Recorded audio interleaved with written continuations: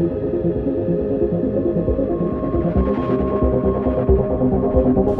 everyone, I am back for another review. I am Frank Zanka, and I'm a filmmaker as well, so I try to, and I'm an award-winning writer as well, so I try to look at films, you know, on the writing side as well as the production side, and so I just gave my review of The Nun as well. So now we're into Peppermint. Both of them just got released this past weekend, and now I'm thankfully up to date on these films that are coming out. I didn't get to see Mission Impossible because of all the convention I was doing, and I actually saw it in Indiana a week after it came out, so there's no reason for me to do a review that far out. But Peppermint. So I'm a big fan of Jennifer Garner. Ever since she did Alias, I think that was really her breakout series. I'm sure she did do Pearl Harbor. I don't know if she did Pearl Harbor. I think it was after. I think she did Pearl Harbor after Alias, and then of course she did Daredevil, where she played Elektra, and she was with Ben Affleck in both of those films, and of course their relationship kind of bloomed from there. But if you don't remember her in Pearl Harbor, she was actually the geek with the glasses, so completely off normal role for her. So I think that Peppermint is kind of back on track of the action stuff that kind of made her famous, and I know she started doing, I don't know if she did more than one, but I know she did at least one of like the faith-based films. Where she had a daughter or whatever else that was magically healed by some kind of a miracle.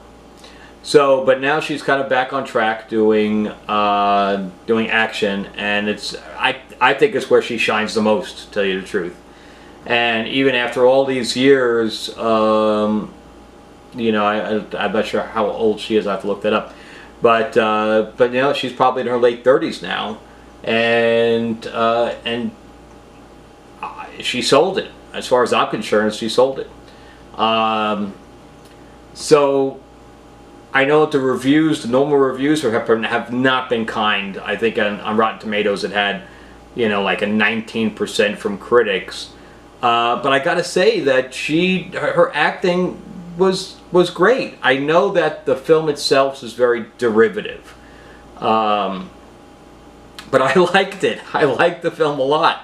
I walked in there not knowing what to expect, and because of the reviews, maybe I had a very, very low expectation, but I wanted to see Jennifer Garner going back into action, so I'm like, yeah, sign me up, I'm there. And it was, I wouldn't say that the film was sold out, but this had a lot of seats taken. I don't know how I guess we'll find out tomorrow how well it did. But it's even set up for kind of a sequel. And the bottom line is they made her into the female Punisher.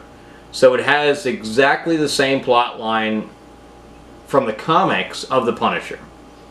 And I'm sure you've seen the trailer, so I'm not going to talk about anything spoiler-wise. But if you've seen the trailer, then you know that her family was killed, and she's basically on a revenge type of situation, which is exactly the Punisher. So it's also Batman, of course, but the difference between Batman and the Punisher is, of course, that Batman has a no-killing rule, which in the films he kind of kicked to the side. But in every other rendition of Batman, he doesn't kill. Where the Punisher, that's all he does. So, and now this Peppermint thing, that it falls into line with exactly the same thing. In fact, if she had a skull on her chest, I would have even loved it even more. Well, they did that in American Sniper. They had the whole Punisher Brigade or whatever they had with all the Punisher stuff on their hats and stuff. But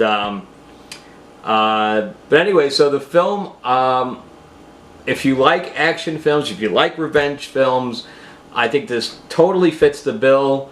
You will not be disappointed with any part of it. It didn't drag in any way. I thought they really would have leaned it out. Again, the plot and the script is very, very basic. The action scenes are, as far as I'm concerned, very realistic and they enthrall you, because you know she's just a normal girl or a normal woman, and yes, she's had a little bit of training, but how's she going to get out of this? How's she going to be able to fight all these guys? Blah blah blah. And it and again, I think the film really settles it. There's a couple of twists in there and things to that effect. So I like the storyline a lot. I like the script. I thought, again, the action was done well. There's nothing over and above that the DP did anything different than one of the normal trope of this kind of film. But I think that the biggest, if this film does not do well, then I think that the biggest detriment was two things.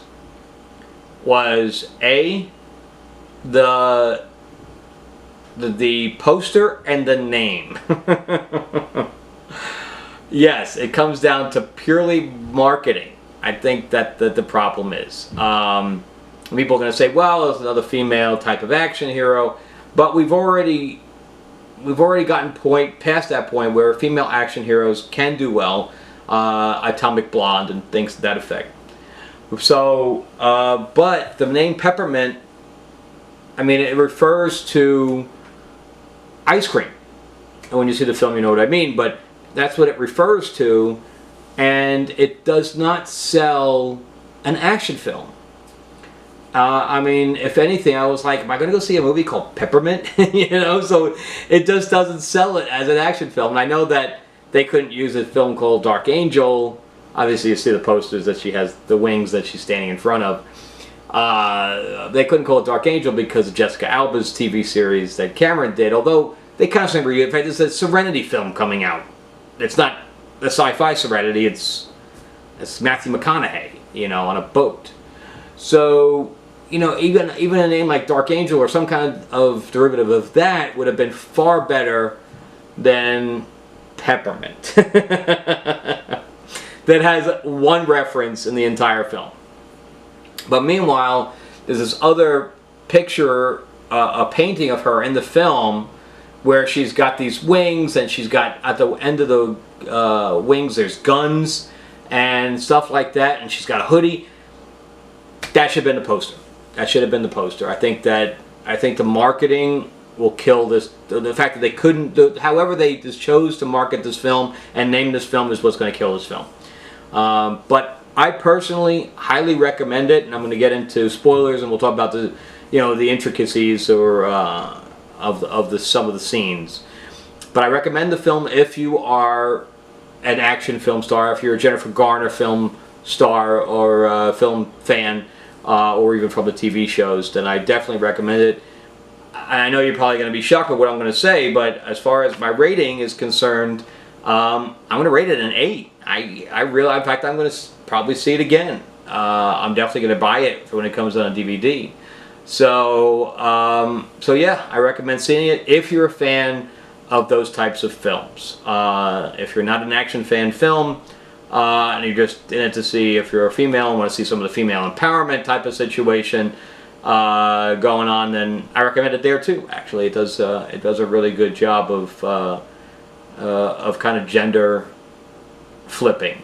So anyway, go see it. So I think it's going to need help as far as financials, and I would love to see a sequel to it. So anyway, go see it, and I'm going to do a different, just like I did with The Nun, I'm going to do a different video for the spoilers, so look for that. Alright, thank you, and subscribe if you haven't already, and please share, and please always leave your comments and etc. below as well. Okay, see you soon.